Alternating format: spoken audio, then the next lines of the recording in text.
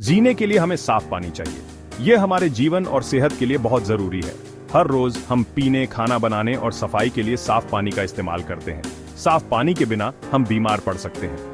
गंदे पानी में हानिकारक बैक्टीरिया और वायरस होते हैं जो हैजा और टाइफाइड जैसी बीमारियां पैदा करते हैं। साफ पानी तक पहुंच एक बुनियादी मानव अधिकार है जो हमें इन स्वास्थ्य जोखिमों से बचाता है। साफ पानी हमें स्वस्थ और मजबूत रहने में मदद करता है। यह हमारे शरीर को हाइड्रेटेड रखता है और हमारे प्रतिरक्षा प्रणाली का समर्थन करता है। खाना पकाने और धोने के लिए भी साफ पानी जरूरी है।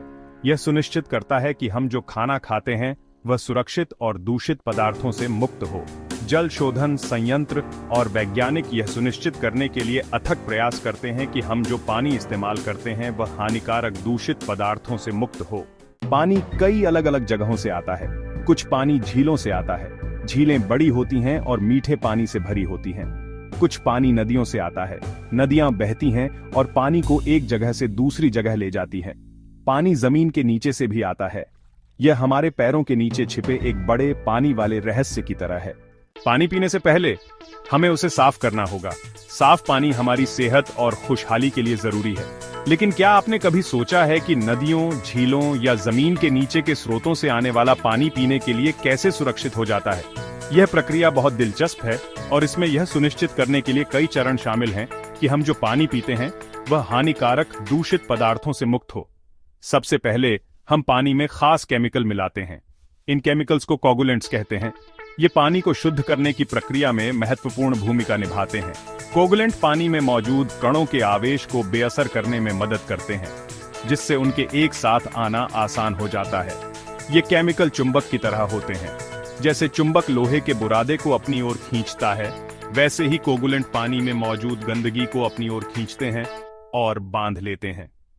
ये पानी को साफ और पीने योग्य बनाने का एक महत्वपूर्ण कदम है। केमिकल पानी में मौजूद गंदगी और अन्य छोटी चीजों से चिपक जाते हैं। इन कणों में मिट्टी और गाद से लेकर बैक्टीरिया और अन्य सूक्ष्म जीव तक कुछ भी शामिल हो सकता है। इन अशुद्धियों से चिपककर कोगुलेंट बड़े कणों को बनाने में मदद करते हैं। जब ये आपस में चिपकते हैं तो ये बड़े बड़े झुंड बना लेते हैं। इन झुंडों को फ्लॉक कहा जाता है।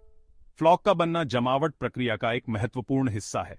फ्लॉक जितने बड़े होते हैं उन्हें पानी से निकालना उतना ही आसान होता है। इन झुंडों को पानी से निकालना आसान होता है। एक बार फ्लॉक बन जाने के बाद उन्हें अवसादन और निस्पंदन जैसे विभिन्न तरीकों से पानी से आसानी से अलग किया जा सकता है। यह सुनिश्चित करता है कि पानी अधिकांश अशुद्धियों से मुक्त हो।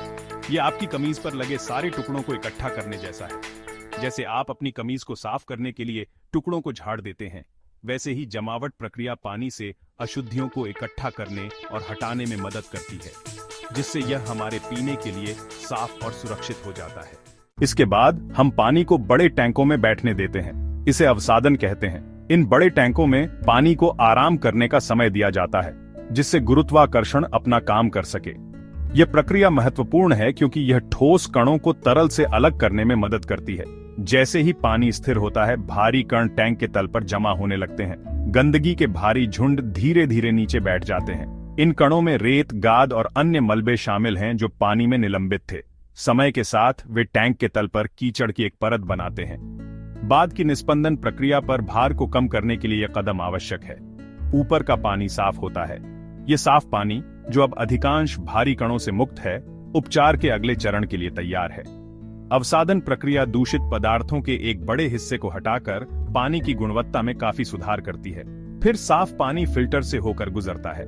फिल्टर छलनी की तरह होते हैं। ये फिल्टर उन छोटे छोटे कणों को भी पकड़ने के लिए डिजाइन किए गए हैं जिन्हें अवसादन नहीं हटा सका।